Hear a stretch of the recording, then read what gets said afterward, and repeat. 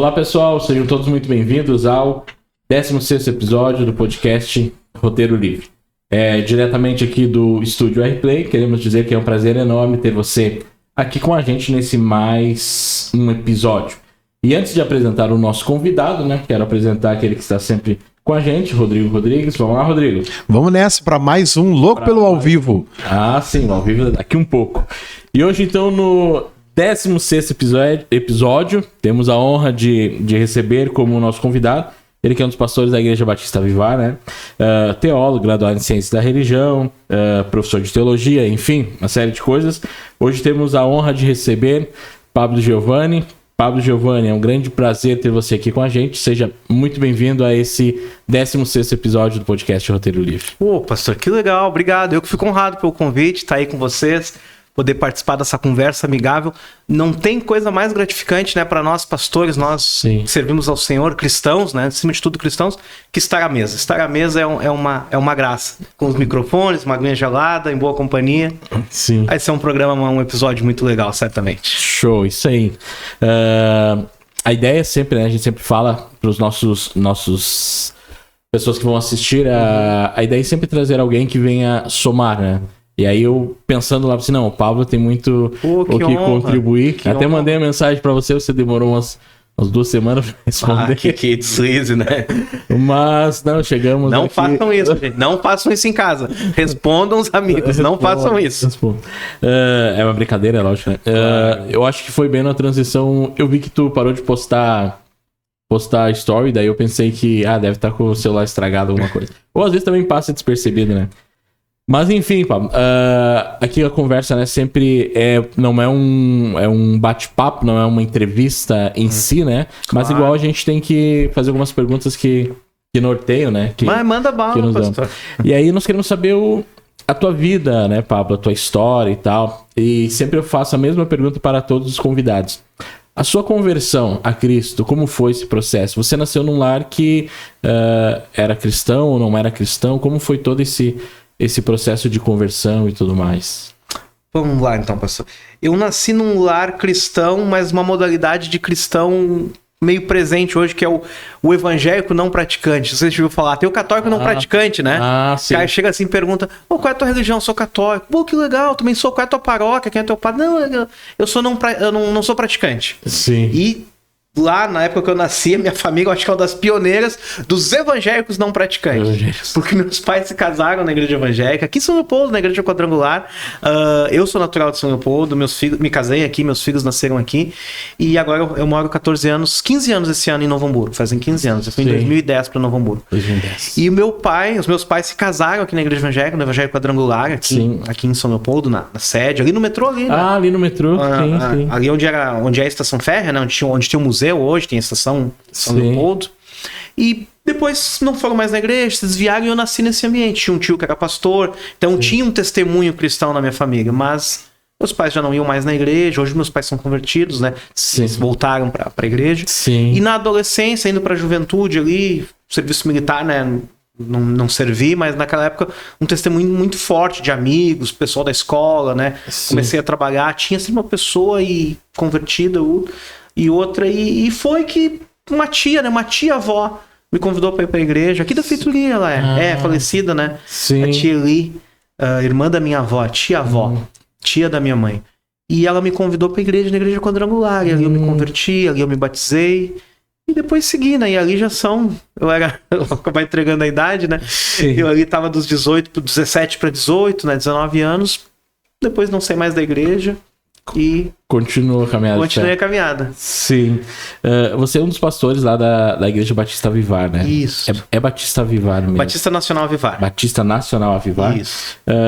Como foi a sua chegada na Igreja Batista Vivar, Como tu falaste, tu se converteu na Igreja Quadrangular, Teve todo um processo a caminhada. Como foi, então, a sua chegada na Igreja Batista Vivar, assim como também a tua ordenação ao pastorado, como foi esse processo, como foi esse chamado, essa ardência no seu coração ao pastorado, Quem me levou para a Igreja Vivar foi um grande amigo, que foi também um amigo que eu conheci na Quadrangular, e daí ele me convidou para ir para uma outra igreja da Quadrangular, né? Na mesma cidade, num outro bairro. Sim. Que é o Isaac, um grande amigo. E aí o Isaac sempre me botou em furado. É um cara assim que sempre me aprontou. Sabe aquele amigo que sempre te apronta, Isaac? Sabe que eu te amo, né? Sempre me aprontou. Mas Isaac foi o cara que me trouxe pra Vivar. Ele disse, eu tô numa igreja legal, assim, o pastor é legal, vem conhecer. E foi uma época, pastor, que eu tava meio saturado de igreja. Eu não queria saber. Eu tava indo na igreja, mas eu não queria mais nada com nada, sabe? Você já passou por essa situação? A gente passa assim, né? Não quero mais igreja, não quero mais, não, eu tô indo aqui. Eu tava me virando um evangélico não praticante, praticando dentro da igreja. Sim. E eles, cara, vem, e eu fui lá e gostei. Pastor muito querido, pastor Juliano Souto. Sim. Foi uma caminhada, isso tem 10 anos já, 9 para 10 anos.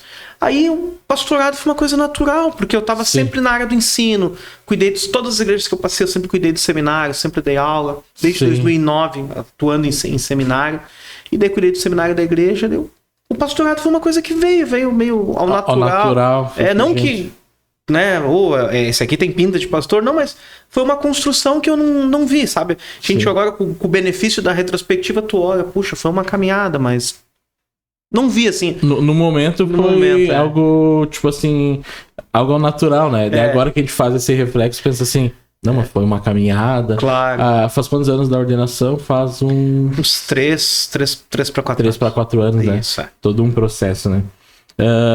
Assim, Pablo, a maioria das pessoas, né, como tu falou, conhece você muito mais pela área do ensino, né? Ministra vários cursos em várias denominações, né? Não exclusivamente na Igreja Batista, mas em outras denominações. Eu sei que parece meio retórica a pergunta, mas como surgiu a vontade da teologia na tua vida? Porque eu disse retórico, porque todo cristão deveria ser apaixonado pela teologia. Mas, né, raras as exceções, existem esses que são apaixonados por estudar a teologia. E você é um deles. Como surgiu esse gosto? Tu começou a ler, observar, tu começou a indagar algumas coisas, queria algumas respostas. Como foi a teologia em si apareceu na sua vida? Não sei se tu vai acreditar, pastor. Essa pergunta eu tenho respondido bastante porque eu tô estudando biologia agora. Sim. Tô no último semestre e o pessoal me pergunta, mas por que biologia? Tipo, é legal, mas tu é teólogo. Mas fazer biologia pra mim é um tributo, porque é por causa da biologia que eu me tornei um teólogo. Vou ter que te explicar, né? Biologia. Eu queria ser biólogo, queria fazer biotecnologia. Acho que na época nem tinha esse curso no Brasil. Queria trabalhar na Embrapa, queria trabalhar lá com manipulação genética de plantas, de micro-organismos. Sim. Curar doenças em plantas, sabe, em animais. Gostava de biologia. Aí comecei a estudar os grandes biólogos, os grandes nomes. Charles Darwin. Charles Darwin estudou para ser pastor, formado em teologia e milionário. Os pais dele tinham muito. O pai dele tinha dinheiro, a família da mãe dele era dona de uma empresa de cerâmica, então ele tinha muitos recursos e foi chamado para uma viagem ao redor do mundo, no Beagle, lá no naviozinho lá, e conheceu plantas diferentes, animais diferentes e acabou indo para biologia.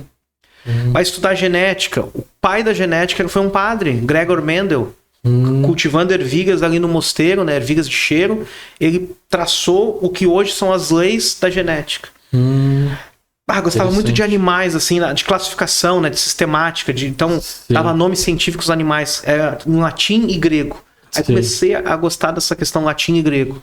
Isso tudo foi me levando para biologia, né? Questão do grego bíblico, do latim eclesiástico, saber a história desses biólogos, de outros cientistas também, Louis Pasteur, Isaac Newton. Todos eles eram cristãos e grande maioria formada em teologia.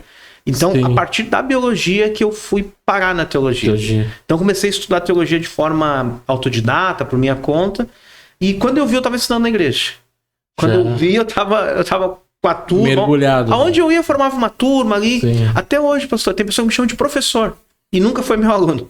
Professor, que legal, tá aí, professor. E nunca foram meus alunos. Nunca me deram essa honra de serem meus alunos.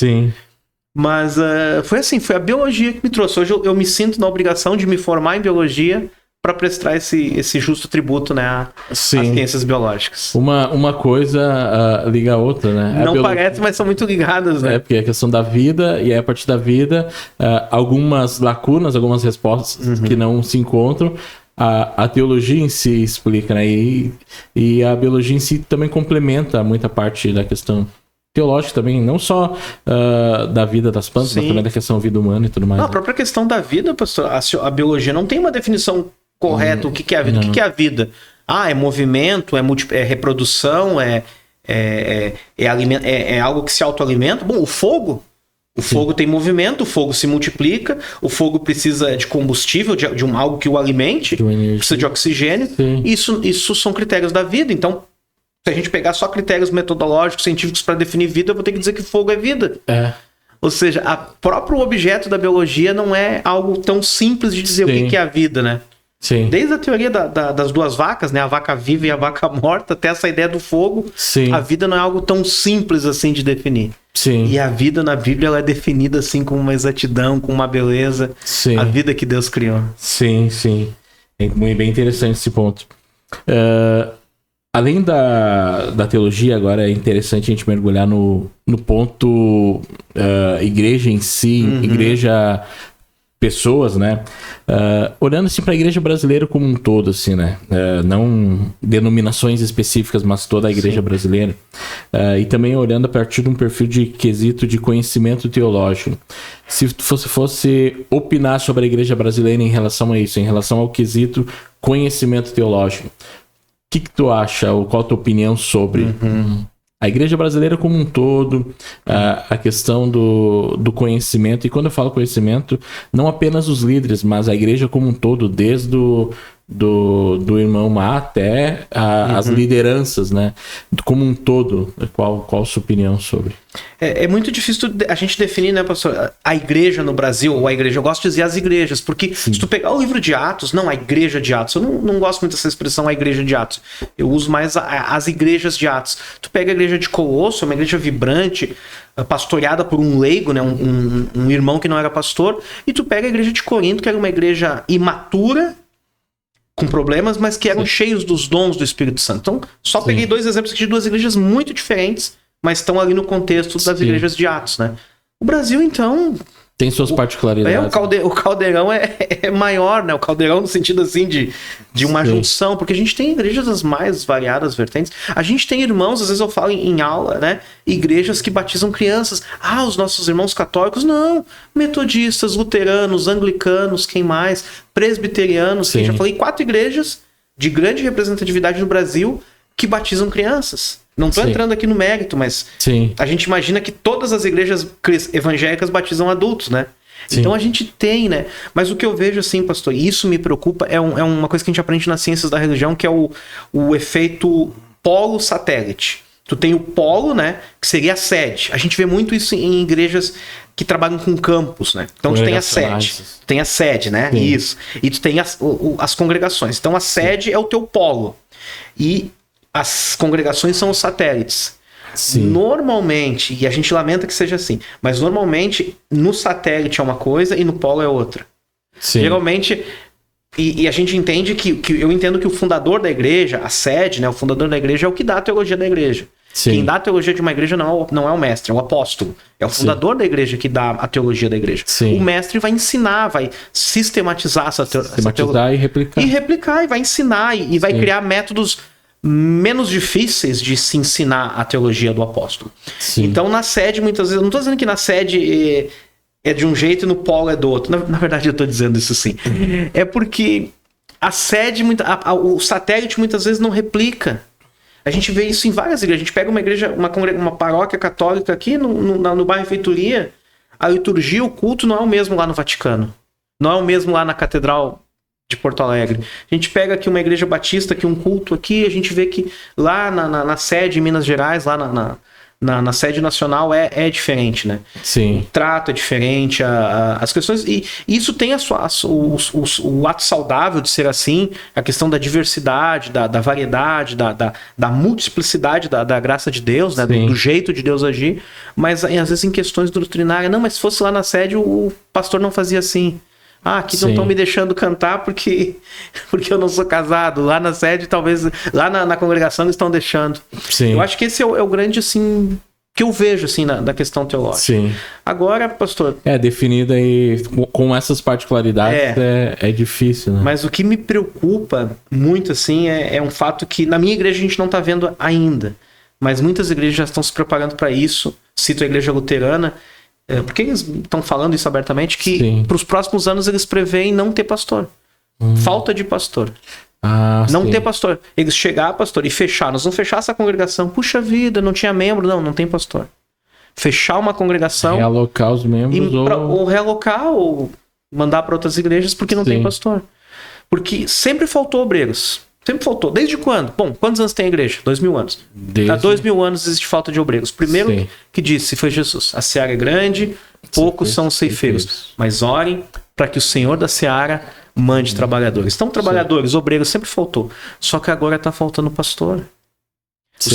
Tá fechando os seminários estão sendo online. É uma benção seminário online, mas nada como o face a face. Sim. Então, turmas estão sendo fechadas, ninguém quer ser mais pastor. E que ironia, né? Que ironia, pastor. Porque eu sempre ouvi dizer, não, pastor é a maior barbada que tem, é um malandro ganhando dinheiro dos trouxas. É um otário que fica milionário sem trabalhar ganhando dinheiro dos outros. Pô, mas é tão barbada ser pastor que ninguém quer ser mais. Sim. Quantos vocacionados tu tem visto? Eu acredito que a cada dia que passa, cada ano que passa, menos pessoas querem ser pastores. Menos pessoas querem ser pastores. E é tão barbada ser pastor, é ser um malandro que fica tirando dinheiro dos outros. Sim, então, olhando de fora, a certeza é essa. Não, é um malandro ganhando dinheiro dos outros. Facilmente. É só ali com meia dúzia de palavras. Às vezes a pessoa pergunta, mas tu é pastor, tu só prega. Poxa, como se só pregar fosse... só pregar... Não, eu só prego. Como se só pregar fosse uma coisa fácil. Sim. Preparar um texto. A minha professora de homilética, a doutora Alexandre Trintim, ela é uma das 3 pessoas no Brasil que tem doutorado, que está buscando um doutorado em homilética. Existem 2 pessoas hoje com doutorado em homilética. Um é falecido, eram 3, um é falecido, ela ia ser a 4ª, ela vai se tornar a 3ª pessoa. E ela falou que uma pregação de 2 horas, não é o que a gente usa, uma pregação de 2 horas, mas imagine um congresso, uma reunião de obreiros, o pastor pode, às vezes, ter que falar por 2 horas uma mensagem bíblica. Uma pregação de 2 horas equivale a 8 horas de trabalho braçal, em termos de cansaço, de esgotamento físico. Não estou nem falando das questões espirituais, só a questão de esgotamento físico. Sim. Então, se fosse só pregar, já era um trabalho... Mas é visitar, tu é pastor há quantos anos, pastor? Sim. Aconselhar, visitar. Uma vez um pastor perguntou assim para alunos, ele era pastor, professor, que nem eu, né? Não no mesmo nível que eu, um grande professor, um grande pastor. Numa turma de seminaristas, ele perguntou, por que vocês estão aqui? Era um seminário que formava pastores. Eu tô aqui porque eu quero pregar. Eu tô aqui porque eu quero escrever livro. Eu tô aqui porque eu quero aconselhar. Pô, mas então vocês estão no lugar errado, porque não precisa ser pastor para escrever livro, não precisa ser pastor para pregar, não precisa ser pastor para aconselhar. Ser pastor é acordar 4 horas da manhã e orar por uma família que tá desesperada e o cara tá para se matar. Sim. Ser pastor é acordar 6 horas da manhã, naquele dia que tu poderia dormir até as 10, e ir lá no ML com uma viúva para ela reconhecer o corpo do filho lá que foi morto num assalto ou num acidente. Sim. É pegar um pai 3 horas da madrugada e ir lá na boca de fumo lá, resgatar o filho lá que tá retido lá porque não pagou. Sim. É aconselhar pela 18ª vez a pessoa e dizer a mesma coisa com aquela vontade de dizer assim, cara, eu vou gravar o que eu tô te dizendo, porque daqui a 5 dias, quando tu me perguntar de novo, tu ouve a gravação. Só encaminho. Porque eu tô te dando a resposta bíblica, a Bíblia não vai mudar. Sim. Tu tá me pedindo uma orientação, eu vou te dar com muita responsabilidade, de boa vontade, mas se tu me perguntar de novo, a resposta vai ser a mesma. Sim. Isso é ser pastor, é se gastar em favor do próximo, é plantar tâmaras, sabendo que talvez não colha tâmaras, né? Tem um ditado, né? Quem planta tâmaras não come tâmaras, né? Sim. Porque leva muito tempo, mais de 70 anos para frutificar, mas os netos vão comer. E eu posso comer as tâmaras que meu pai plantou. Sim. Então, muitas vezes, pastorear é isso, é investir em pessoas que... É investir naquele gurizinho que tá ali, o medonhinho, o tinhozinho, que tá ali arranhando os carros no culto. Sim. E vai lá o irmão e diz, pastor, aqui, filho de obreiro fazendo isso. E diz assim, cara, bota na minha conta isso ali. Arranhou teu carro, bota na minha conta. Porque esse aqui amanhã pode ser o pastor dos teus netos. Sim. Esse aqui pode ser o pastor dos teus filhos. É a tâmara sendo plantada. É a tâmara sendo plantada. Sim. Não é fácil ser pastor, mas não é fácil. Graças a Deus que Deus nos chamou para isso. Sim. Não, é interessante esses dados da... Eu não sei se virou um ponto crítico, por mais que a igreja evangélica em números cresça, né? Tu olhar essa percepção de que pessoas com desejo ao pastorado estejam diminuindo, né? E eu achava bem interessante quando, na Este, a maioria dos meus colegas vinham do Espírito Santo para serem enviados, né? Gaúchos tinha poucos, 3, 4. Olha só. E aí agora tu começa a observar a diminuição e, enfim, tu começa a perceber aonde, né? aonde a igreja tá caminhando, né? E vem muito daquela lógica do resfriamento, né? A Europa começou e enviou para os Estados Unidos. Sim. Daqui um pouco a Europa estava clamando, né? A igreja, principalmente das igrejas continua, né? da Suécia, clamando para voltar. Os Estados Unidos enviou para o Brasil. Enviou para o Brasil. Tá seguindo a mesma lógica. Muitas vezes clamando para o Brasil para devolver os missionários que foi enviado. O Brasil teve o boom ali de enviar para a África. E nós estamos quase chegando no ponto de pedir para devolver para a África, devolver nossos missionários. E a África, nós não enviamos, nós alugamos. Né? Devolvo porque nós precisamos. Nós emprestamos, né? Porque aqui, infelizmente, as pessoas, né? Claro que o pastorado vem da vocação, mas também vem de uma procura, né? Sim. E aí, tá bem. Eu vou dizer assim, é bem preocupante, né? Tu olhar para... É um dado seríssimo, né? Que esteja faltando pastores. Sim. Que vá faltar pastores num futuro breve. Imagine 10, 15 anos, 20 anos, as igrejas, um pastor para um rebanho maior. E aí, dificulta muito a questão até do cuidar, né? Imagine... Porque a média, o pastor ele consegue cuidar até 80, 90 pessoas, né? Ou seja, ele tem que descentralizar, né? Cultivar obreiros. Isso, 80, 90 pessoas numa congregação, né? Sim. Se ele tiver que cuidar 2 congregações de 40 é mais difícil. A Igreja Católica já está passando por isso há muito tempo, porque o vocacionado católico, a vocação é mais exigente, porque tem a questão do celibato, a questão da pessoa daqui a pouco não fazer a sua fortuna, não fazer o seu dinheiro. Porque não há nada errado a pessoa querer com o seu trabalho poder prosperar. Sim. Nós temos uma questão, pastor, que sempre foi a questão do trabalho familiar, do negócio de família. Isso, por exemplo, dá até os sobrenomes. Por exemplo, o Miller é o fabricante de mola, o Fischer é o pescador, né? Que são sobrenomes. Sim. Então é um negócio da Wagner, família. Eu sou... Oi? Como é que é? Wagner é mecânico. Olha só. Que são os sobrenomes alemães. Isso, eles davam da profissão, né? Isso, era a profissão. Então, essa aqui é a família dos Fischer, são os pescadores. Por que tu é pescador? Não, porque meu pai é pescador, meu avô é pescador, meu bisavô. Sim. E a industrialização, a revolução industrial não acabou com isso. Continuam essas profissões. Sim. Só que agora veio, né, a indústria 4.0, as novas tecnologias, e hoje a gente tem ali uma geração de padeiros, né? Quarta, quinta geração de padeiros, o bisneto diz, não, eu quero ser youtuber. E não faça aqui uma crítica. Eu quero ser youtuber, eu quero ser influencer, eu quero ser videomaker. Não estou fazendo aqui uma crítica, a gente precisa desses profissionais. Porque ele nasceu vendo essas profissões e se inspirou, como nós se inspirávamos ali nos jogadores de futebol, como nós se inspirávamos nos artistas, nos atores famosos, né?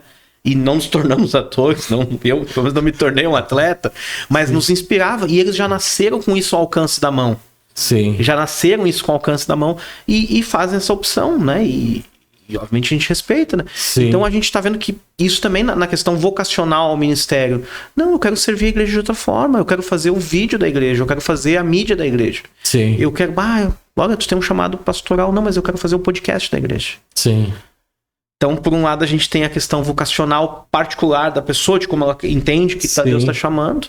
E eu entendo que Deus não vai chamar todos para pastores. Sim. Mas cada dia que passa, me parece que menos pessoas querem ser pastores. Sim. Menos pessoas querem ser o malandro que vai tirar o dinheiro do otário. Eu insisto nessa, porque essa é a visão popular. É a visão popular e ela tá errada. Ela não é isso. Não. A gente faz como ironia, né? Tipo, a gente fala... Claro. Tá, eu sou um pastor, eu uso os coitadinhos pra tirar dinheiro deles. No trabalho, sabe? Eu sempre trabalhei, eu nunca fui um pastor assalariado também. E também, se fosse, não teria problema. Acho que a igreja seria abençoada se a igreja pudesse me pagar um salário, mas nunca foi o caso. Sim. Então, às vezes a pessoa não trabalha, pastor é isso, né? Sim, mas é tão isso que eu tô trabalhando, né? O pastor é tão isso que vive o dinheiro dos... Por que eu tô trabalhando aqui? Por que eu sou teu colega aqui? Sim. Por que quando tu sai daqui, tu vai pra casa descansar, tu vai brincar com as tuas filhas. Eu saio daqui, eu vou pastorear uma igreja. Sim. Eu vou lá cuidar dos filhos dos outros. Sim. Eu vou lá dar conselho pros netos dos outros. Eu nem tenho neto. Eu vou lá dar conselho pros netos dos outros. Sim. Mas que benção, se fosse de novo, tu faria de novo, se fosse, faria melhor. Sim. Acho que errei muito no começo, faria melhor. Sim. Bem, pegando esse ponto, até interessante, pastorado, e a gente tá já falando da questão da igreja brasileira, que a gente, por causa das suas particularidades, não tem como definir. Vamos pegar um ponto que eu acho bem importante, que eu acho que vem muito dessa questão de ausência de pessoas interessadas ao pastorado. Vou usar esse vocacionados, termo, né? vocacionados. Ótimo. Sobre a ordenação de mulheres, porque esse é um ponto bem Esse bem eu amo controverso e tal. Mas sobre a ordenação de mulheres ao pastorado, qual a sua opinião e por quê? Bom, eu já vou começar a responder. Eu sou um defensor do Ministério Pastoral Feminino. Sim. O professor F.F. Bruce, ele recebeu uma vez um autor na casa dele, falecido professor F.F. Bruce, e conversou, um especialista em Novo Testamento, e conversando com ele, ele disse assim: mas professor, o que o senhor acha de ordenação de mulheres? Aí ele disse assim: o Novo Testamento não fala em ordenação. Sim. Não há pessoas sendo ordenadas, há pastores, há pastores. E há diaconisas na Bíblia. Muito claramente, a não ser que eu tenha entendido errado ali o texto grego de Febe, de Romanos 16, mas acredito que não. E muitos têm acreditado nisso. O que se muito fala, pastor, é assim, ó: Jesus escolheu 12 homens, não escolheu 12 mulheres. Mas que homens Jesus escolheu? Porque homem, um bebê de 2 dias, sexo masculino, é um homem. Não, Jesus escolheu 12 homens maduros. Será que eram maduros? Será que eram maduros? Será que tinham maturidade? João, o discípulo do amor, na beira de Samaria, disse: senhores, não deixaram nós entrar aqui. Na beira dos samaritanos, não deixaram nós entrar. Tu quer que eu ore para que caia fogo do céu? Discípulo do amor. Imagina se não fosse o discípulo do amor. Assim, tu quer que eu peça para Deus mandar uma bomba atômica aqui? Sim. Então, esses homens... Eu fui uma vez, pastor, para Gramado. A primeira vez que eu levei meus filhos para Gramado, levei eles lá na catedral, lá... mas tu não é pastor? Mas não tem problema, eu sou um apreciador de beleza, eu acho a beleza, a arte uma coisa muito bonita. Sim. Agora eu trabalho com cultura. E comecei a mostrar os apóstolos, e ele me perguntou: pai, por que esse aqui tá sem barba? Que era o João. Daí o professor tomou conta ali das filhas. Sim. É que assim, esse aqui, ele devia ter a tua idade, filho, quando ele começou a andar com Jesus. Porque uma vez Jesus entrou numa cidade, o cara da alfândega alto: cadê o imposto aqui? O mestre de vocês não paga o imposto? Falou pra Pedro: paga sim. E daí Jesus: como é que é? Você quer cobrar imposto? Não, Pedro. Vai lá pra não escandalizar, vai lá, pesca um peixe, dentro vai ter uma moeda, paga por ti e por mim. O imposto é o imposto de manutenção do templo. Esse imposto era pago por cidadão, homem, acima de 20 anos. Quantos entraram? Jesus e 12, 13. Jesus, 12 mais 1, melhor. Isso entrega muita coisa, né? Sim. 12 mais 1, isso entrega muita coisa, né? Daí Jesus entrou ali com 12 discípulos. Somente 2 pagaram o imposto. Ele disse assim: paga por ti e por mim. Por quê? Porque só Jesus e Pedro tinham mais de 20 anos. Sim. Os outros tinham menos de 20 anos. João, historicamente, ele é associado com uma criança, um menininho com 14, 13 anos que tinha começado a seguir Jesus. Jesus escolheu 12 homens, escolheu 12 pessoas, dos quais 11 tinham menos de 20 anos. Sim. E quantas igrejas que dizem hoje: não, aqui só pastor, só homem é pastor, quantas botam rapazes de 14 anos para pastorear? Eu pergunto para esses pastores que dizem: a mulher não pode ser pastora porque Jesus só escolheu homens. Eu pergunto para eles se eles botariam um rapaz de 14 anos para ser o pastor. Não botariam. Sim. Então, se a gente olhar historicamente, biblicamente, não há um impedimento para pastor. Olha Efésios 4:11. A mulher não pode ser evangelista? Por que ela não pode ser pastora? Sim. Aí alguns dizem, quanto mais se explora isso, quanto mais se investe, a gente chega ao fato, por exemplo, do chamado complementarismo amplo, do cara dizer assim: não, a mulher não pode exercer autoridade. Então a mulher não pode ser gerente de banco, ela não pode ser CEO de uma empresa, ela não pode ser professora.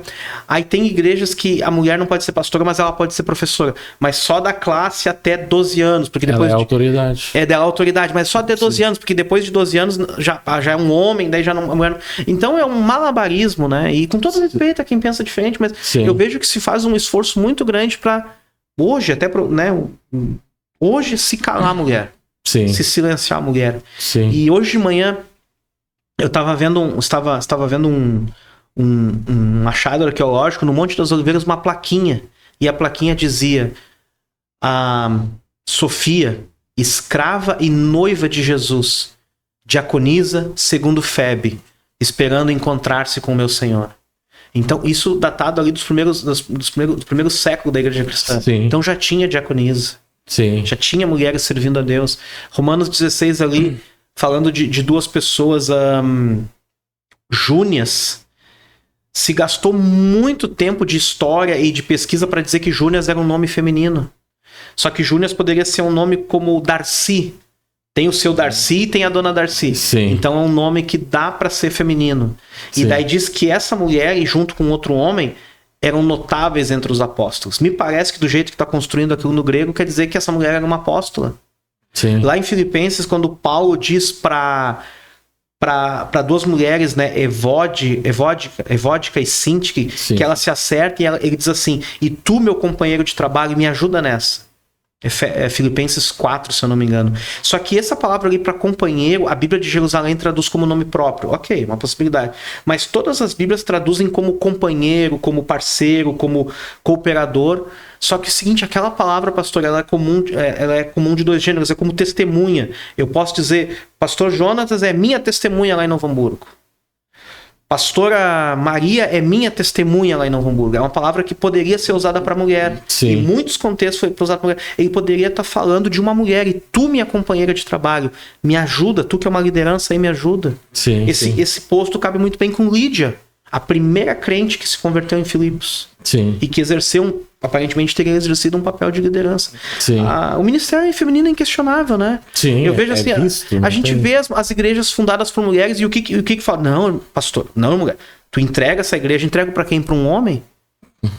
Sim, só o homem pode ser pastor, mas não tinha ninguém aqui. Sim. Não tinha ninguém. Por que não veio ninguém aqui dizer que eu não podia? Porque não teve nenhum homem para iniciar esse Mas trabalho. agora que tá pronto, é muito fácil chegar e dizer, não, entrega aí porque Deus não te chamou para isso. Tem um pastor que ele fala bem na questão segue a mesma lógica. Sim. Da questão de ordenação das mulheres. Ele segue assim, tipo assim, existe famílias no Brasil onde as mulheres são pai e mãe, né? Ou seja, os maridos abandonaram e tudo mais, ela se tornou a única referência de autoridade na casa. Tinha que tirar dessas mulheres também, né? Dizer assim, ó, entrega esses filhos aí, tu não é pai, né? Tu não é pai, mas tu não pode exercer função de autoridade. E aí é interessante que ele fala assim, a igreja brasileira, ou a igreja como um todo, está sofrendo a mesma coisa. Por ausência de homens que queiram assumir tal autoridade, as mulheres estão ocupando esses lugares. E lugares que são devidos, ou seja, lugares que são necessários. Porque a igreja do Senhor segue triunfante. Se um homem não tem a vontade e o desejo, Deus vai colocar mulheres e o trabalho vai ser desempenhado da mesma maneira, ou até, talvez até um pouco melhor até, né? Por causa aí já é uma questão mais biológica da mulher olhar em todos os meios, né? Então, por isso a questão da ordenação de mulheres. Todo mundo critica isso e aquilo, mas por que uma mulher está na liderança? Porque muitas vezes faltou um homem para ocupar. Não, os homens não estão querendo mais, né? E aí vem muito aquela questão da vocação, né? Tipo assim, igrejas que só... Dentro da igreja luterana, a ISLB e a IELB tinha essa diferença, né? A IELB não ordenava mulheres. E a outra ordena, a ISLB ordena mulheres, normal. Se nós seguir essa mesma lógica, a IELB vai ter que começar a repensar a ordenança de mulheres. Porque, claro que, como eles já trabalhavam a ideia de que, tipo assim, os pastores são só homens. Mas se está diminuindo, eu tenho certeza que dentro da comunidade deles, existem mulheres que queiram. Então daqui um pouco vai ter que fazer até um malabarismo. Vai ter que fazer um México, vai ter que porque eles são muito co-irmãs da SLB, só que a única diferença era essa ideia de, não, nós não ordenamos mulheres ao pastorado, né? Então isso é preocupante. Eu vou além, pastor. Eu acredito assim que não, as mulheres não são pastoras só porque os homens não querem. Eu entendo que há um chamado. Eu entendo que a mulher complementa, né? Tem ali muito a primeira carta de Paulo aos Coríntios, não que o homem é o cabeça da mulher, mas em que sentido? E depois eu explico essa questão. Que a mulher fique em silêncio. Mas o mesmo texto, o mesmo Paulo manda a mulher profetizar, mas como é que se profetiza em silêncio? É por telepatia? É código Morse? Então, que a mulher não ensine.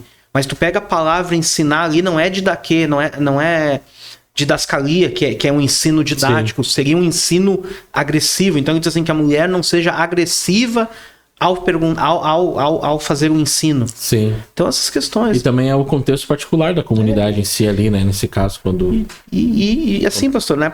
Essa questão assim, não digo para encerrar essa questão, mas para mim ela é muito cara, essa questão do ministério. Eu sou um grande defensor e incentivador do ministério pastoral feminino, mas se usa muito os textos de Paulo aos primeiros Coríntios. Para mim é uma das cartas mais difíceis de entender. O grego ali, a construção gramatical é muito difícil.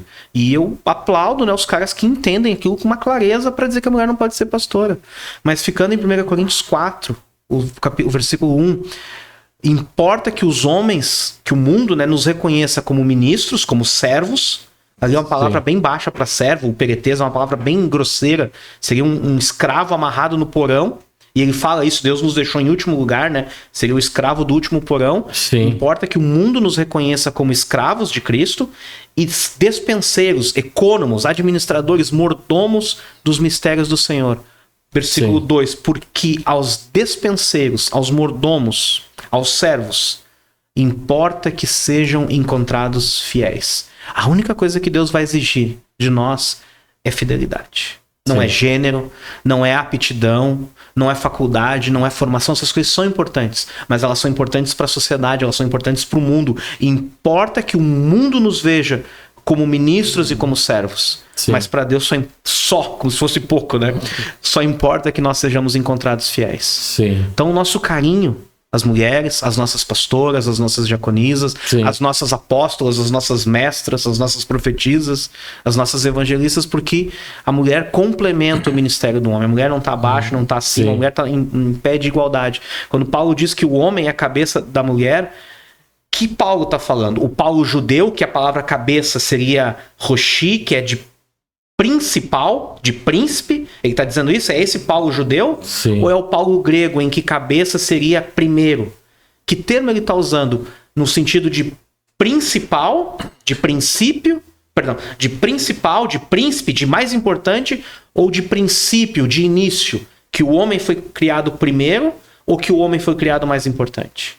Sim. Me parece, porque é um judeu com conhecimento grego. Sim. Como ele está falando? Como grego ou como judeu? Me parece que ele está falando como grego, porque ele está falando para gregos, e o contexto aponta para isso, que o homem foi criado. Então, nesse sentido, o homem é o cabeça, porque ele foi criado primeiro. Isso aí não tem como negar, né? Sim, sim. Mas a obra-prima eu acho que é a mulher. Sim, sim. A obra-prima eu acho que é a mulher.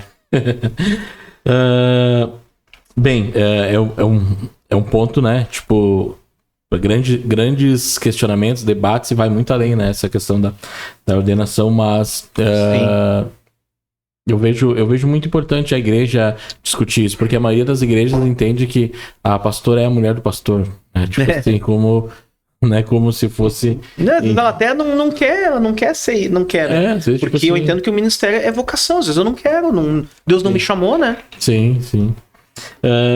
Bem, Pablo, nós temos um quadro aqui que agora eu vou colocar. Um quadro bem interessante. Vamos lá, o pastor. passo para o aperta-mão. O que a ideia desse quadro? Ele parte de uma ilustração. Digamos que tu tá caminhando e vai vir em tua direção pessoas ou objetos ou temas. E aí tu tem 3 opções. Ou você passa, no sentido de ignorar, passando. Vão vir aqui, pessoal? Não, pode ser. É na tela aqui. Mas 3 deles vão sair. Capaz de não sair. Não, daí não dá constrangimento. Eles estão ali, né? A gente vai arrufar os tambores e eles vão entrar. Aí tu opina sobre eles. Nem deixa eu entrar. Você nem entra. E aí, tipo, tem a opção de passar, no sentido de ignorar, de parar, no sentido, tipo assim, olha, não concordo, mas também não discordo, né? Meio termo, neutro. Centrão mesmo. Aí, e a terceira opção é, não, eu aperto a mão. Eu concordo. Então é passo, paro ou aperto a mão. Hoje tem temas e tem pessoas, né? São apenas 3, mas é tudo, claro, tudo a ver com a vida do convidado, né? A gente sempre stalkeia o convidado. Já deram uma pesquisada. Não, tem que, né? A gente traz algo nada a ver daí, né? Mas eu acho bem interessante, vai ser 3 pontos bem importantes. Vamos lá, Rodrigo? Vamos lá. Ó, o primeiro é bem importante. Um calvinista. Tá vindo em tua direção, aqui é, né, desenho de João Calvino aqui. Tá vindo em tua direção um calvinista com dupla predestinação, com todos os seus meios, e aí tu tem 3 opções. Ou você ignora ele, ou você para no sentido, não concordo contigo, mas tu é meu irmão em Cristo, segue. E o terceiro é aperta a mão. Só tem 3, né? Só tem 3. Eu aperto a mão porque é irmão em Cristo, né? Sim, não sei se ele vai responder o aperto, mas vamos, com o pé eu estendo a mão. Sim. Estou predestinado a estender a mão. Pior que esse ponto do calvinismo é interessante. Né? Porque o que eu tô achando hoje, eu não sei se os arminianistas pararam de ser mais midiáticos, Porque hoje tu vê os grandes teólogos que eu falo mais visualizados, são calvinistas. E eu penso assim, não, mas a maioria das pessoas, pelo menos da igreja, dependendo, digamos que vamos pegar assim, não só na linha pentecostal, mas protestantes, mais essa linha evangélica, a maioria é arminiana. Mas como que os grandes teólogos, ou que produzem teologia hoje no Brasil, os mais reconhecidos são calvinistas. E aí eu não sei se falta os arminianos tomar a posição, o que está acontecendo, não sei se tu tem opinião sobre... Os arminianos são, como tu vê, são maioria, eles estão em igrejas já bem fundamentadas, notadamente Assembleia de Deus. Muitos são arminianos sem ter essa... Não, eu não sou nenhum nem outro, já é arminiano, né? Sim. Quando o cara diz, não, eu sou um pouco calvinista, um pouco arminiano, então é calvinista moderado, né? Sim. Eu não sou nenhum nem outro, então é arminiano, né? Eu acho que nunca houve essa preocupação. A preocupação das assembleias, né? Vou citar eles porque são o grupo mais numeroso de arminianos, né? Sim. Que se identificam como arminianos. Sim. Eles nunca tiveram essa pretensão, né? Eles se desenvolveram muito numa época que não tinha mídia, que não tinha TV, quando tinha... Tem uma crítica, né? Quando tinha TV não podia usar. Sim. Os caras, eu vou me incomodar. Eles proibiram por eles mesmos, né? Por eles mesmos, né? Eles mesmos. Eu vou me incomodar ainda. Então, eu vejo assim, agora, um calvinista realmente abrir a Bíblia, assim, e explanar e expor ali as escrituras é uma coisa linda de ver, né? Sim. É uma coisa... Mas há movimentos que o próprio... Dentro do calvinismo, que a maioria condena, que é o hipercalvinismo, que é olhar para todos não calvinistas, daí não são crentes. Então chega um ponto de dizer assim, ó, eu preciso ser calvinista para ser salvo. Mas Deus é soberano. Mas Deus só é soberano no calvinismo. Se eu acreditar na doutrina do Armínio, e é um direito que a pessoa tem de chegar a essa conclusão, então Deus não é soberano. Então Deus precisa de um sistema doutrinário para ser soberano. Eu não vejo dessa forma. Sim. Eu vejo o calvinista como irmão, estendo a mão. Espero que a maioria, né? A maioria eu acredito que vai estender a mão de volta. É quando vê a gente é predestinado e ele não. Vai que, né? Porque ele está na igreja que ele é predestinado à salvação. Usando a teologia dele. Usando a teologia dele, né? Mas eu sinto a graça. Mas é evanescente. Mas graça evanescente. Só para complementar pro corte depois. 3 características diferentes assim do calvinismo e do arminianismo, só pra galera que não conhece o assunto de fato se habituar aí. Fala da Tulip refutando. E do Facts, né? Isso. Nós temos assim, são 5 conceitos que diferem, né? Mas em alguns até há uma concordância. Por exemplo, a depravação total, que o ser humano sem Deus ele é totalmente depravado. Esses calvinistas e arminianos concordam. O outro ali é a questão da segurança da salvação. A questão do perder a salvação. Os arminianos, eles não se posicionaram com isso. Eles não disseram assim, não, nós temos certeza que pode... Uma vez salvo... Não, assim, ó, porque o que se diz? Não, que o arminiano acredita que o salvo pode perder a salvação. O armínio não se posicionou assim. E os calvinistas, os arminianos, os remonstrantes, eles não se posicionaram, eles não fecharam a questão. Não, a gente não tem essa certeza toda aí. Então prevalece o conceito que a gente tem de que uma vez salvo, sempre salvo. Mas não é esse, agora salvo, eu posso pecar à vontade. É muito mais amplo esse conceito. Por exemplo, eu sou salvo, então eu não peco. Não, mas eu tô pecando, então deveria reconsiderar a sua salvação se realmente tu te converteu. Sim. Então, basicamente são 5, né? Que nosso irmão me perguntou, são 5. É a segurança da salvação, a depravação total, a eleição, né? Ou seja, eu fui eleito de que forma?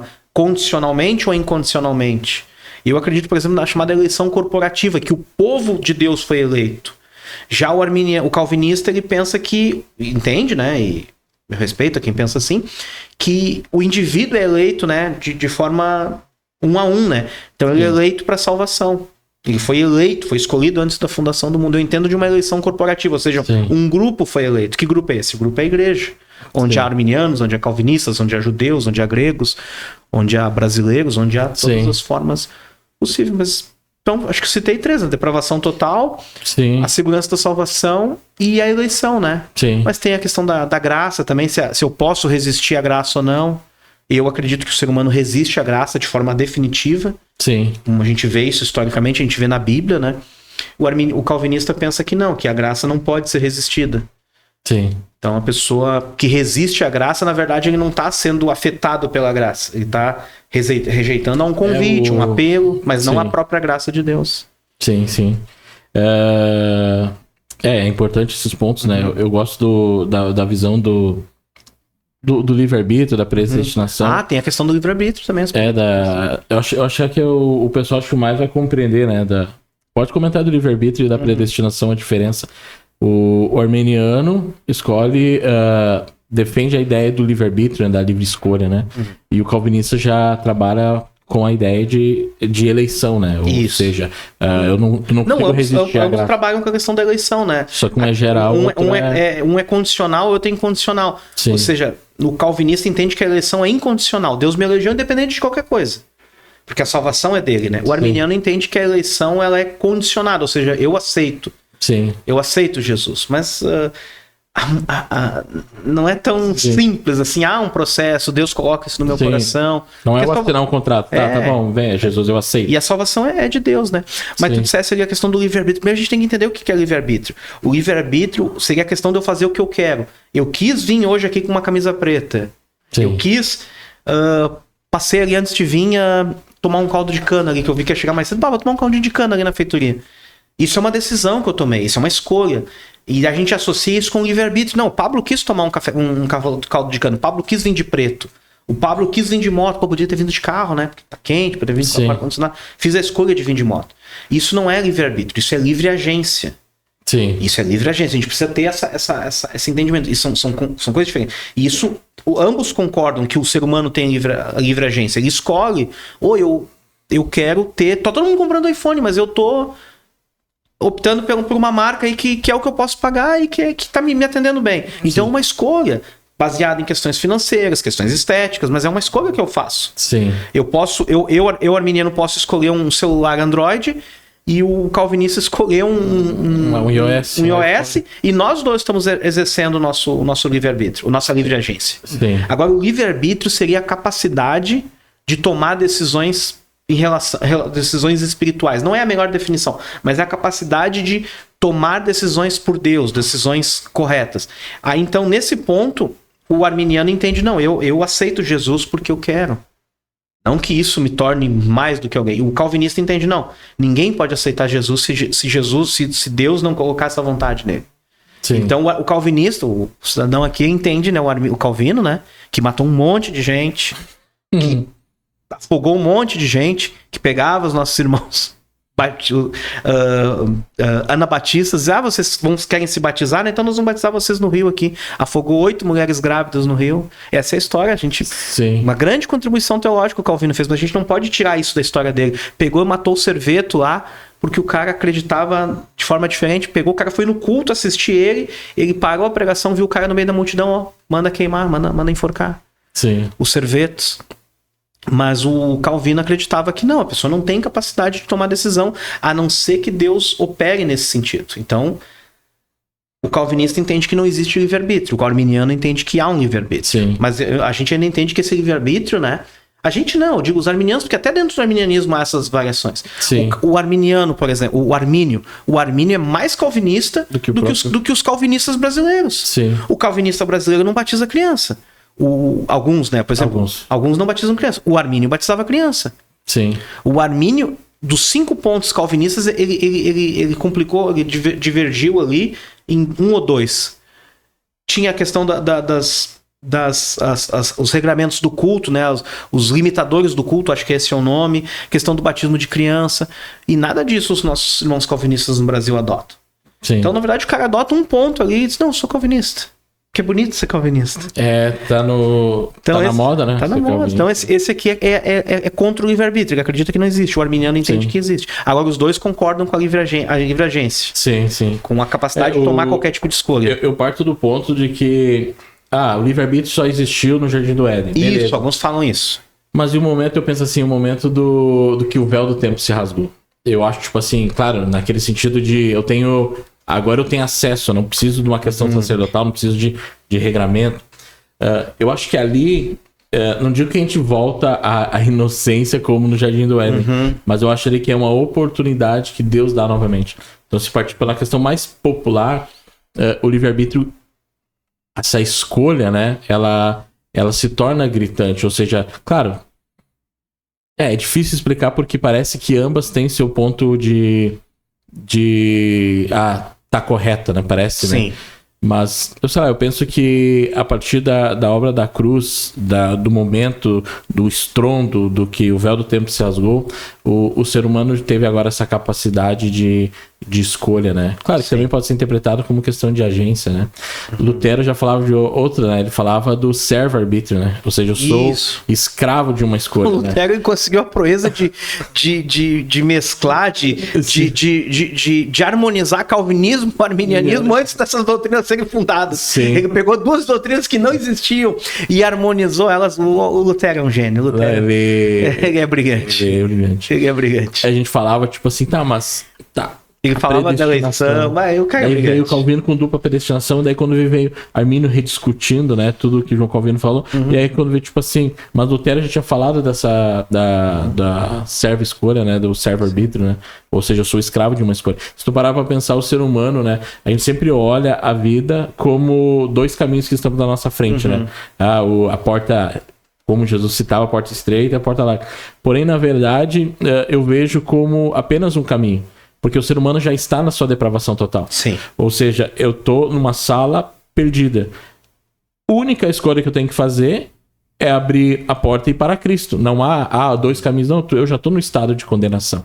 Né? A depravação total já chegou, né? Eu só tenho já estamos na porta larga. Na porta larga. A única opção que eu tenho é abrir a porta e agora, né? Claro, e se abrir a porta pode ser questão de livre-arbítrio ou pode ser questão de que, independente, calvinista ou... o arminiano entende que isso seria graça preveniente, ou seja, eu tô depravado e não tenho a graça de Deus, mas preventivamente, Deus envia a sua graça para que eu consiga tomar essa decisão. Qual decisão? Sim. De dizer sim ou não para Cristo. Para que essa decisão, isso faz com que Deus realmente seja justo. Sim. Deus não seja abusivo. Deixa eu dizer isso de Deus. Que Deus não seja taxado de abusivo por mandar uma pessoa pro inferno. Porque o cara tomou a decisão consciente.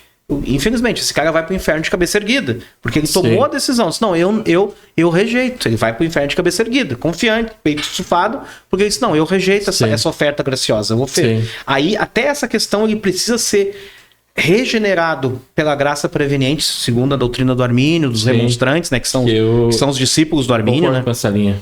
Daí eu cito novamente a questão ali, porque aquele momento do véu do tempo, há uma graça que agora foi derramado sobre... acesso liberado. Há um acesso liberado. Então, tipo assim, não, o ser humano pode dizer sim ou não, né? Aquele que querer for batizado será salvo. Aquele que não quer já está condenado, já está num ponto de condenação. Então, tipo, já está num estado. Então, eu não consigo enxergar com eu aqui dois caminhos. Não, eu aqui e um único caminho. Eu não tô em cima do muro, eu já caí pro lado ruim, né? Eu preciso voltar pro lado bom. Pular pro lado bom, né? Mas é interessante. Segundo ponto... Tem mais gente aí, né? Tem, mas eu acho que são suaves. Não, cara. Esse aí... Esse vai pro corte, né? Esse vai pro corte pra elogiar ele bastante. Cara, esse aqui é passo, né? Passo, paro... mas é nenhum dos três, porque esse aqui eu não aperto a mão, esse aqui eu abraço, estiro o chapéu, estendo o tapete vermelho. Esse é meu mestre, meu mentor, um grande amigo. Quando eu conheci ele há 10 anos atrás, o pastor disse uma coisa pra mim, cara. E eu tava num momento muito crítico da minha vida, né? Ele disse assim, eu vou só te pedir uma coisa, cara. Deus, lá vem bomba. Aí pedi dinheiro. Lá vem bomba. Ele lembra disso aí. Aí o pastor Juliano, né? O vereador Juliano Souto, ele disse assim, cara, eu vou te pedir uma coisa pra ti, cara. Apenas uma. Deus, lá vem bomba. Lá vem rabanete. E eu vou te pedir lealdade, cara. É a única coisa que eu vou te pedir, cara. Sim. E a gente se conhece há 10 anos, né, Juliano? Né, vereador? E a única coisa até hoje que ele me pede é lealdade, cara. Aliás, ele nem pede, porque ele sempre teve, ele também sempre foi muito leal a mim. É um cara que eu admiro, um grande mestre, um pastor esforçado, dedicado, um cara que tá bem servindo a nossa cidade ali. E oramos para que Deus dê um grande mandato para ele, como também foi um grande, né, até aqui exerceu só pastorado, agora pastor e vereador, né? Sim. Ele continue sendo um grande vereador, como também tem sido um grande pastor. Um grande amigo. Esse aí eu não aperto a mão. Esse aí eu abraço, tiro o chapéu e estendo o tapete vermelho. Viu como eu sou generoso com as pessoas, né? Eu sempre trago as oportunidades das pessoas expressar o que sentem no coração, né? Mas nós temos mais um, né? Vocês estão me agradando. Será que... Vocês estão me agradando demais. Será que vai estragar esse clima? Vocês estão me agradando de gratidão, de lealdade. Vocês estão me agradando demais. Não, mas e agora? Será que vai continuar essa mesma vibe? Ou qual que é a opção? Será? Pode E aí, vamos lá, terceira opção. Pós-tribulacionista. Tá vindo. E aí, vamos continuar na mesma vibe? Que é... O calvinismo foi esse. O calvinismo. O calvinismo foi mais tranquilo. Agora queremos saber o seguinte. E agora, um pós-tribulacionista. Eu encontro um irmão pós-tribulacionista, né? Um irmão que entende, né? Se entende direito, um irmão que entende que o arrebatamento é depois da tribulação, né? Sim, sim. Eu aperto a mão, tranquilo, é meu irmão em Cristo, né? Sim. Eu entendo que é o... Quem é que já tomou o chocolate, uma chocolatada? Não dá pra fazer propaganda, né? Bota o chocolate em pó, o leite, né? Mas o que vai primeiro? Vai o leite, vai o chocolate? A ordem não afeta, o produto é o mesmo. Se Jesus vem antes da tribulação, se ele vem depois, no final das contas, o fato é que ele vem. Eu acredito que ele vem antes. Sim. Porque ele diz que a vinda do Senhor nos livra da ira vindoura. Mas eu tenho irmãos que entendem que vem depois. Me parece que baseados no versículo que diz que o sacrifício vai ser cessado. E então vem o Senhor, né? Mas que sacrifício? Não seria o templo lá do anticristo, né? Sim. Não seria o templo. Então há sacrifício, mas não há uma igreja. Mas é uma questão... Eu não vou dizer que é um detalhe, porque tem pessoas que isso é muito caro, né? Sim. Eu, por muito tempo, né, o pré-tribulacionismo foi muito importante pra mim. Hoje eu entendo que não tô relativizando, mas é o Nescau, né? É Sim. Pré-lácteo, é pós-lácteo, é o leite é depois. Sim. Não altera? Não vai alterar. Mas a ordem dos fatores não altera o resultado. Mas isso aqui é muito importante. Tu tá comparando com chocolate, com Quick, com Nescau? Não, com Nesquik não. Eu tô dizendo que se a volta de Jesus é antes da tribulação, ou se é depois, ou se é se é no meio da tribulação, Sim. o fato é um só: Jesus virá. Sim. Quando? Nunca soube mesmo, né? Sim. Nunca soube mesmo. Nós nunca soubemos mesmo quando ele viria. Agora eu vou dizer que ele vem depois. Isso me dá mais, porque se a tribulação é Sim. 7 anos, daí começa a tribulação, Sim. aí vem o pós. Viu como Jesus não veio? Viu, safadinho? Sim. E todo mundo no mesmo barco ali, o anticristo deitando e rolando. Sim. Aí eu disse, mas a tribulação é 7 anos, então eu sei que daqui a 7 anos ele vem. Esse é o perigo pra mim, né? O perigo não, mas essa é a preocupação. O pós-tribulacionismo me dá margem pra estimar a data que Jesus vai voltar. Sim. Porque é no final. Mas eu não vou saber quando. Sim, mas quando acabar é 7 anos, né? Vai me dar uma margenzinha ali. Mas aperto a mão, tranquilo. Sim. Esse aí também... Eu teria a definição do Luiz Saião. O professor Saião... Ele era meio esperto. Ele fala assim, cara, pós-tribulacionista ou pré? Ele fala assim, cara, se eu for pré, obrigado Senhor por ter me livrado da tribulação. E se for pós, obrigado Senhor por ter me livrado, porque ele vai continuar comigo até o final. Por ter me salvado. Por ter me salvado de todo o tormento. Então, tanto fez, tanto faz, né? Se é pré ou pós. Mas eu sei que tem irmãos que isso é muito importante, se matam por causa disso aí. Mas eles levam como um ponto... O importante é que Jesus vai voltar. O importante é que Jesus vai voltar. Eu advenho, o que importa é a volta, né? Que Jesus vai voltar. Que é real e que vai acontecer, só não sabemos o momento e a hora, né? Mas foi tranquilo, foi tranquilo. Tá? Foi tranquilo? Esse era o último. Agora vem. Então tá. Era 3 só. Vamos pra casa. Vamos tomar um caldo de cana ali na integração. Mas foi interessante. Eu pensei assim, vamos ver o que o Pablo é. Eu sabia que tinha uma ideia mais pré-tribulacionista e que também mais armeniana, né? Eu pensei assim, vou trazer esses 2 pontos. E aí na pergunta eu adicionei a questão das mulheres e tudo mais, porque eu já tinha visto que tu gostava de defender a ordenação das mulheres. Sim. E é interessante até pra mostrar opiniões, pra mostrar... Pra vir a refletir, né, sobre isso. Não pós-tribulação, eu acho que... Ou até independente, a linha calvinista arminiana, mas mais questão... Volto novamente, né? A gente tem que ver o que nos une, né, pastor? Eu sou pré, mas tu é pós, mas Jesus, a gente concorda que Jesus vai voltar. Não, Sim. eu sou arminiano, o pastor é calvinista, mas a gente concorda que é só Jesus que salva. Que a depravação é real. Que se Jesus não tivesse morrido por nós estaríamos ainda em pecados, independente de como é o método, né? Sim, sim. Como é a mecânica, a dinâmica da salvação. Sim. Mas tem coisa ainda, tô desconfiado ainda. Não, tem. Então não. Tem coisa. Não, vou fazer uma pergunta então. Uma pergunta aqui então. Sabe o pequeno projeto de lei do vereador Capata? Você sabe qual que é o projeto que ele recebeu um monte de crítica? O Juliano? Não vai falar. Eu sei. Eu vou te perguntar, né? Depois a gente fala. Né, carnaval. Fala da. A gente tava comentando antes, que eu acho até interessante a tua experiência. Trabalhou muito tempo fazendo cerimônias de luto, né? Sim. E é um momento. Vai ficar um climão agora, né? Mas é um momento assim de luto, enfim, de perda, essa questão de separação. E tu trabalhou como cerimonialista, contou aproximadamente mais de 4.000 cerimônias, né? E aí, como cristão, a gente tem a esperança, né? Da vida eterna, porém tu não sabe pra quem tu tá fazendo a cerimônia, você não sabe se aquela família é budista, hinduísta, ou não sei se vocês fazem. A gente faz essa pergunta, né? Faz uma entrevista. Faz uma entrevista prévia, assim. É muito importante porque a morte, né? A base do fenômeno religioso é a morte. Por que o ser humano tem religião? Por que o ser humano buscou uma religião? Por causa da morte. Por causa da morte. Eu tô falando assim a história, né? Desde a pré-história. Questão da morte. Então, o ato, né, de alguém morrer, o cara enterrava com seus instrumentos de caça, né? Por quê? Porque ele tinha uma ideia, não, o cara lá na outra vida, ele vai precisar caçar. Por que os faraós enterravam lá com as suas riquezas? Não, na outra vida ele vai precisar do dinheirinho dele, de uma comidinha. Sim. Então eles enterravam com comida, com dinheiro, com a riqueza do faraó, né? Nas pirâmides, o que é a pirâmide? É uma casa mortuária. Como é que a gente chama? Um mausoléu, um gigantesco mausoléu. A própria igreja cristã em Roma, quando ela saiu das casas, que as casinhas ali em Jerusalém, tu conseguia ali nas casas, assim, tu conseguia ter um pátio para congregar ali 10, 12 pessoas. Nos apartamentinhos de Roma, quando o cristianismo tomou conta de Roma, no bom sentido, não tinha espaço. Então, para onde que eles iam? Eles iam para sociedades mortuárias, que eram casas, né, já mais comerciais, assim, eram maiores, que serviam, né? Isso o Justo Gonzalez conta no livro dele, a introdução ao pensamento, a história da doutrina cristã, do Justo Gonzalez, o excelente historiador Justo Gonzalez. Ele fala que ele se reunia nas casas mortuárias, nas sociedades mortuárias, onde as pessoas carentes levavam seus mortos para um banho, para algum ritual funerário, e a igreja tomava conta. Depois, quando a perseguição veio, para onde eles foram? Para as catacumbas, onde era o esgoto e o cemitério dos pobres, no subsolo. Sim.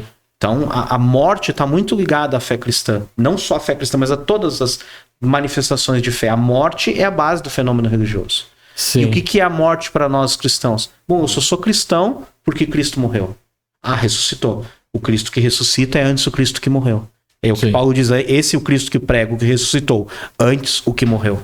Sim. E aí... Esse era o ponto Claro, tu fazia entrevista perguntava a fé da pessoa. Perguntava a fé e aí trazia essa... Porque é um momento que tu tem que trazer uma palavra de esperança, né? Uma palavra de conforto. Ela ser uma palavra para a família, porque a pessoa não tá mais ali, né? Mesmo que a pessoa creia, né? Não, meu avô tá aqui. E respeito, né? É feito conforme a vontade dela. Mas ela tem o entendimento que o avô não tá ouvindo. Que o avô não tá, né? Tendo aquele momento. Algumas fés específicas ainda têm esse entendimento, mas a gente traz uma palavra para a família, de conforto, de seguir em frente, de esperança, de ressignificar o luto, né? De honrar aquela história. Seja quem for, ele tem uma história. É pai de alguém, é filho de alguém, é avô de alguém, é mulher de alguém, é marido de alguém. E alguém tá sofrendo por aquela partida. Não, eu perguntei isso porque eu acho, por uma questão de curiosidade minha, né?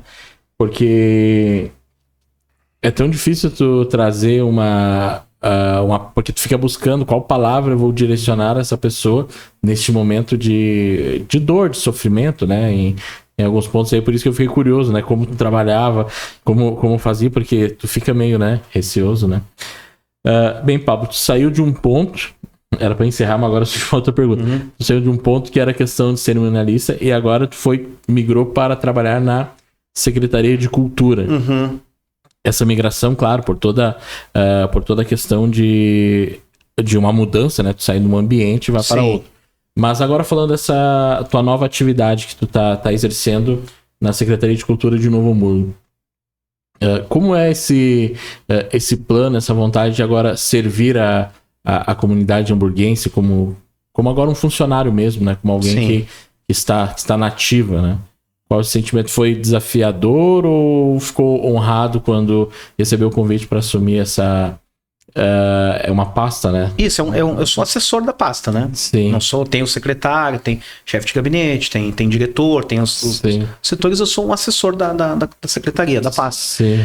Foi desafiador, porque é algo diferente, novo, algo que sempre me encantou, a questão da cultura, a questão da arte. Eu sempre fui um apreciador de boa arte, de arte sacra, de arte erudita, de música erudita, de belas artes. Sim. E alegre também, a alegria de poder servir, de bem servir a cidade, né? De bem servir o munícipe, o cidadão. Sim. De estar numa cidade em que a cultura é vibrante, né? Que a manifestação cultural é em cada momento, eu não vou dizer que em cada esquina, mas em cada gesto, em cada casa, em cada olhar, tu vê beleza, tu vê arte, né? E cultura Sim. é tudo que o ser humano produz. Sim. A própria nossa fé, a fé cristã é uma manifestação cultural que se manifesta por escrita, né? A escrita, né? A caligrafia, os manuscritos, né? Que deram origem à nossa Bíblia, aos nossos textos sagrados. Aquilo é arte. As nossas catedrais, o que é a catedral? A beleza da catedral. As artes tumulares, né? Ou seja, aquelas esperanças. Falando uma coisa de uma área que eu trabalhei muito, a questão das esculturas em túmulos, a arte nos túmulos, uma coisa belíssima. Sim. Tudo que o ser humano faz é arte, é cultura. Sim, sim. E trabalhar diretamente nessa área, de servir ao cidadão na cultura, nas festividades. Eu não vou gostar de todas as manifestações culturais, mas eu pretendo servir. Se eu estivesse na saúde, eu nunca ia querer ficar doente. Mas eu ia poder desejar e fazer de tudo pelos hospitais. Se eu trabalhasse na segurança, eu nunca ia querer ser assaltado, mas ia fazer de tudo para que houvesse mais policiais, para que houvesse mais servidores. Às vezes realocar também, fazer... porque sempre falta, né? Como falta obreiros na igreja, falta também servidores, porque... sempre precisa mais. O serviço público precisa de pessoas para bem servir o cidadão, né? Sim. Nunca um governo vai ter um número satisfatório. Sempre precisa mais e parabéns aos governantes, prefeitos, governos que fazem milagres com o número de servidores que tem. Sim, sim. Tem sido gratificante poder bem servir a minha cidade nessa área da cultura. Sim. Que bom então. Bem, Pablo, chegamos ao final. Mas eu agradeço... Já estamos aqui a 1h10, 1h15, mais ou Não menos. vi passar. Passou rápido. Mas foi uma conversa muito produtiva. Pô, que legal. Eu fiquei honrado com a tua presença, com a tua disponibilidade. Eu pelo convite. Pelo o que nós comentamos aqui, o que nós conversamos, os conteúdos, eu acho que eu tenho certeza que agregou muito na vida daqueles que vão nos assistir, assim como na minha vida, primeiramente, né? E depois daqueles que Obrigado aí pela tua disponibilidade, Pablo. E vamos lá, né? Servir como Cristo, né? Servir o outro e testemunhando o amor de Cristo, seja na atividade que vier para nós como oportunidade de exercer, né? Muito obrigado, Pablo, pela tua disponibilidade. Aos teus ouvintes também, nossos irmãos aí, aonde esse vídeo, onde esses áudios chegarem, né? Às vezes a pessoa só ouve, as pessoas vê e ouve, né? Mas onde essa mensagem chegar, onde essa nossa conversa chegar, que haja bênção, que haja graça de Deus. Se tu é arminiano, se tu é calvinista, se tu é pré-tribulacionista, se tu é pós, é nosso irmão, me sinto irmão. Gostaria de também ser considerado irmão. Se não for também, tem problema. O importante é como Jesus nos vê. Mas graças a Deus pela variedade, pela forma de entender. Eu entendo, pastor, que Deus não deu poderia ter dado um versículo matador, assim, né? Mas não tem um versículo inquestionável. Um versículo assim, não, cara, tu não pode pensar assim, porque esse versículo refuta, destrói toda a tua base de argumentação. A gente não tem esse versículo. Que a gente tenha um livro sagrado, a Bíblia, que é para nós sagrado, e Deus nos chamou para ler. Então, se tu é pós-tribulacionista, amém, que legal, isso quer dizer que tu está estudando a Bíblia, não está indo porque alguém falou. Se tu é pré, da mesma forma, se tu é arminiano, se tu é calvinista, o importante é estar lendo a Bíblia, saber, independente do sistema de salvação, só Jesus salva. Se ele vem antes ou depois da tribulação, é importante que ele venha. A gente tem que pensar no que nos une, porque isso tem que ser maior do que as coisas que eventualmente nos separam, né? A gente já briga tanto por Grêmio e Inter, né? Vamos brigar ainda por mais tanta coisa, né? Sim. Mas que legal, foi uma conversa muito agradável. Um beijo, meu carinho a todos os ouvintes, todos os espectadores que estão também vendo essa imagem, vão estar vendo essa imagem. Que Deus abençoe a todos. Amém. Então, pessoal, chegamos ao final de mais um episódio aqui, do 16º. Agradeço você que ficou até aqui conosco. Siga lá nas nossas redes sociais, @Roteiro Livre Podcast no Instagram e também o @ no YouTube. Pablo Giovanni também, né? Pablo underline. Isso, é Pablo Giovanni, né? G de gato e de escola aí no final e um underline no final. Um underline no final, tu vai encontrar lá. A gente vai estar marcando também nos cortes que a gente vai fazer. Eu tenho certeza que vai ser muito bom pra você. Obrigado, Deus abençoe a tua semana e se falamos. Abraço.